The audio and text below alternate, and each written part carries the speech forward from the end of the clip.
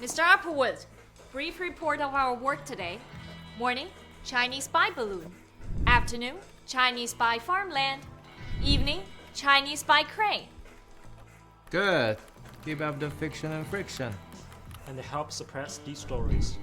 Morning, Nord Stream sabotage. Afternoon, toxic mushroom clouds over Ohio. Evening, protest over NATO. Wonderful red scares, especially when they are also red herrings. Hack your skill sets. You guys should be upping everyone else's game.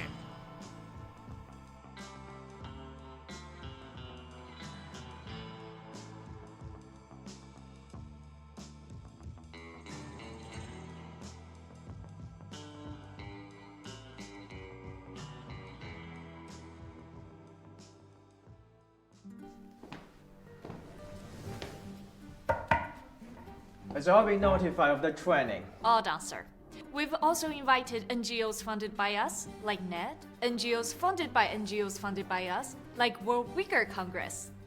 And independent media and think tanks funded by us and our donors, namely VOA, RFA, ASPI, We don't have to CNN, go through the list like filibustering. and NYT. Have you guys laid out the essentials? Sure.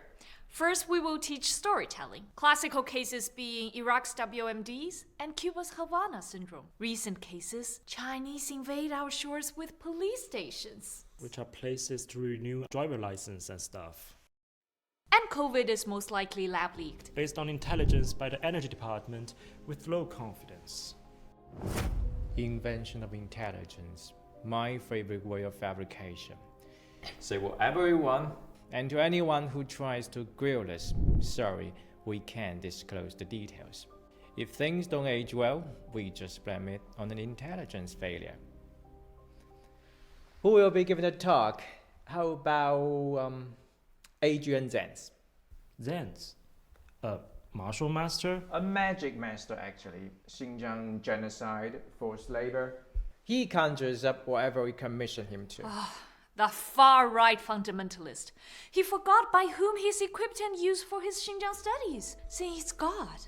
We don't care about morals or models, but mission accomplished. Remember, we even funded extremist militant groups. You know what I appreciate most about Zenz? He succeeded in making Xinjiang an issue for China again. Again? Well, take a look. Well, the CIA would want to destabilize China, and that would be the best way to do it, to foment unrest and to join with those Uyghurs in pushing the Han Chinese and Beijing from internal places rather than external. China's deradicalization just threw a wrench in that. But luckily we got Zenz to save the day.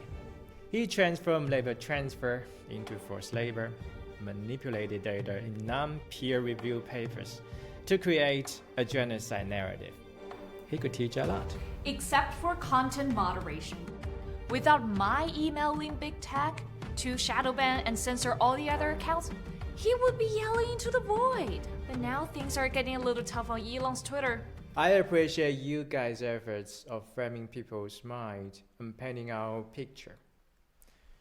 When skimmers start to play, people's minds just melt away. However hard China explains, hey, Uyghur population actually increases far faster than Han Chinese. Many would just brush it off as baloney.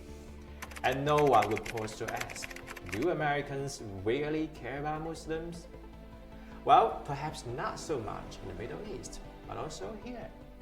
I won't tell people they got one mosque for every 530 Muslims in Xinjiang, a ratio more than twice of that in the US.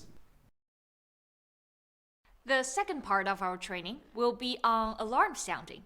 We teach exaggeration, like the Chinese are gobbling up American farmland. When in fact they hold less than 0.03% of all privately held US agricultural land. We use emotional appeal as well.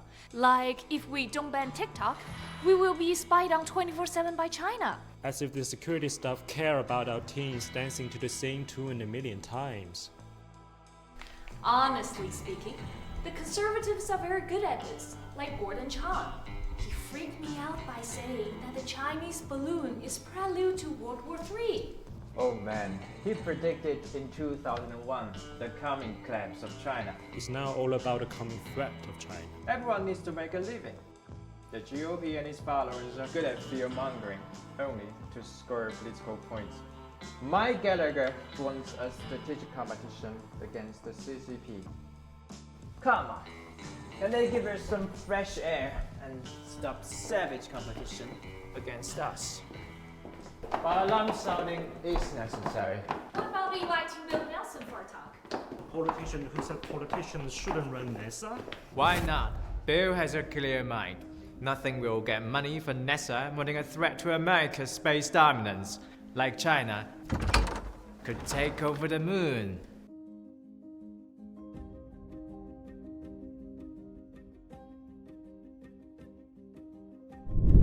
That's how we got consent with an existential threat, like terror, Russia, or Chinese balloon. And consent for action, like what we did in Afghanistan, Iraq, Syria, and Libya.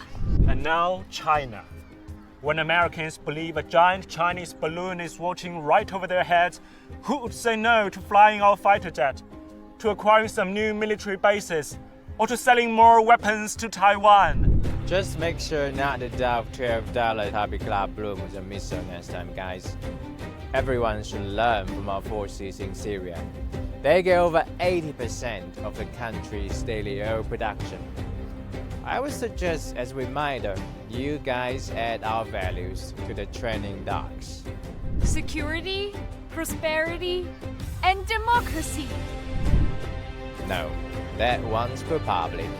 We've got an internal one. We lied, we cheated, we stole. We had entire training courses. It reminds you of the glory of the American experiment. And so when you deal with these countries...